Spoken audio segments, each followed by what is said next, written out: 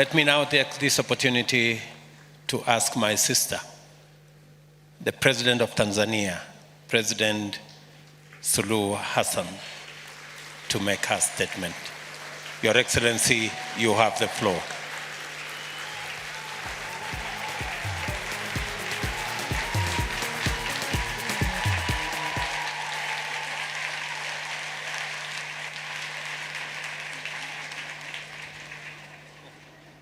Your Excellency,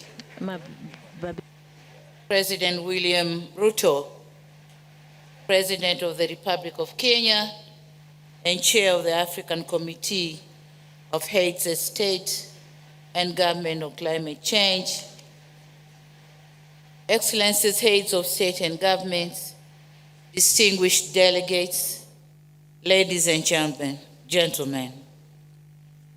Mr. President, thank you very much for being a gracious host of this august assembly that sets the tone of Africa's growth now and the future.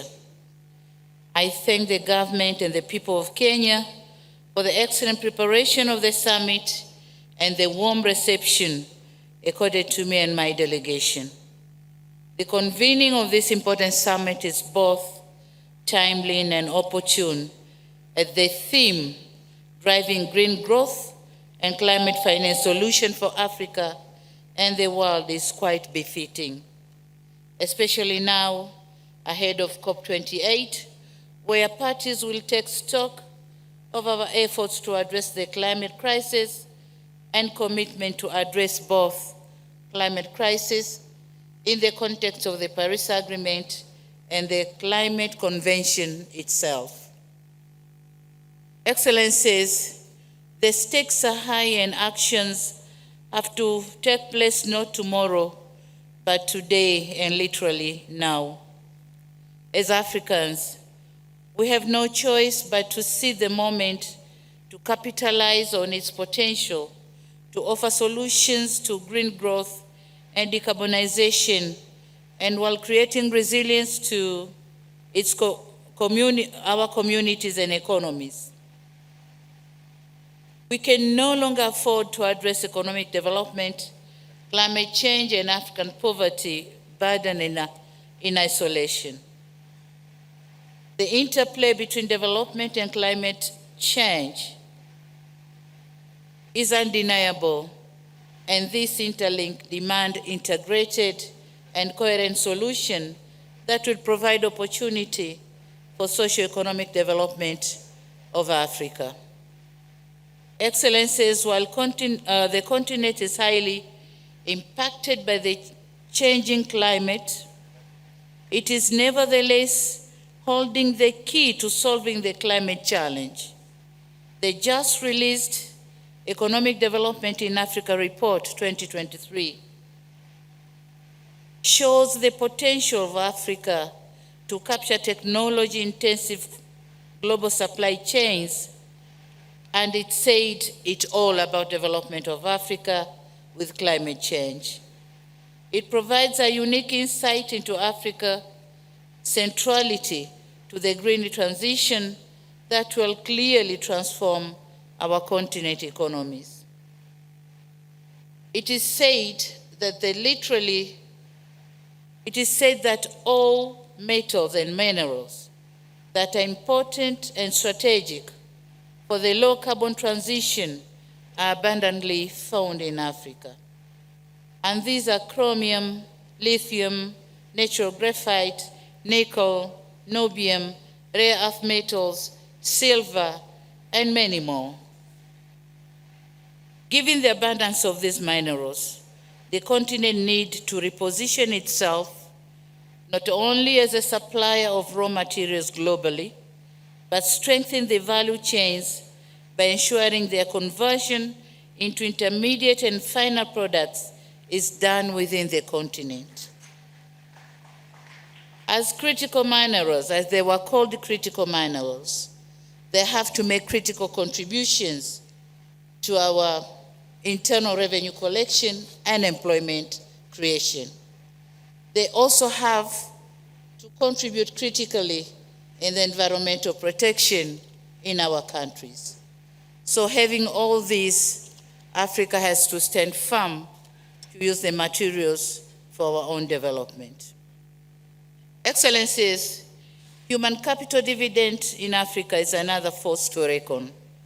To avoid the past mistakes in the history of our continent, we need to focus on human capital advancement by training our own people, especially youth, so as to be able to reap from these vast opportunities. We need to consider the climate crisis as an opportunity to address the youth unemployment challenges.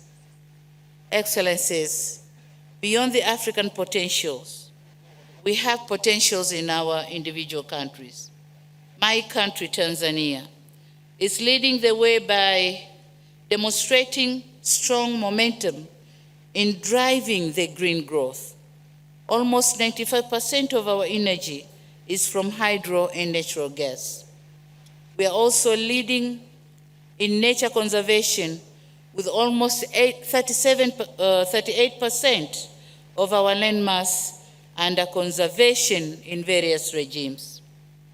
We are also committed in nurturing the ecosystems that hold the promise of creating thousands of new jobs and unlimited national economic and global benefits.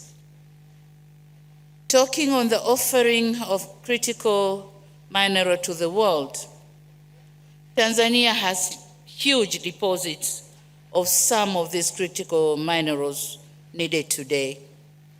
Helium is present around Lake Rukwa Basin, nickel deposit around Lake Victoria, graphite reserves at the southern eastern part of the country, and we also accommodate other deposits, critical minerals, including copper and lithium, as well as rare elements.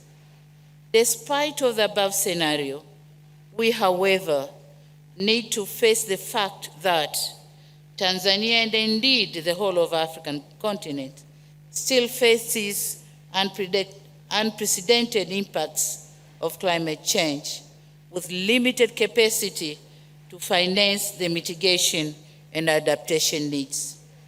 And thus, as we head towards COP28, we have to raise an African voice on the establishment and capitalization of a special fund for Africa. The contribution and the pledges which are given by the advanced countries have to say what percentage of those pledges goes to Africa, and not just a blanket pledges. As I conclude, and as you are all aware, Tanzania is hosting the AGRIF Food and Agriculture Summit this same week. The Presidential Summit is on 7th of September, a day after tomorrow. I therefore wish to use this opportunity to once again invite you to Tanzania, and I'll personally be there to welcome you all. Once again, I congratulate you, Mr. President Ruto, for organizing such a successful event, and I look forward to seeing you all in Dar es Salaam. I thank you very much for your attention.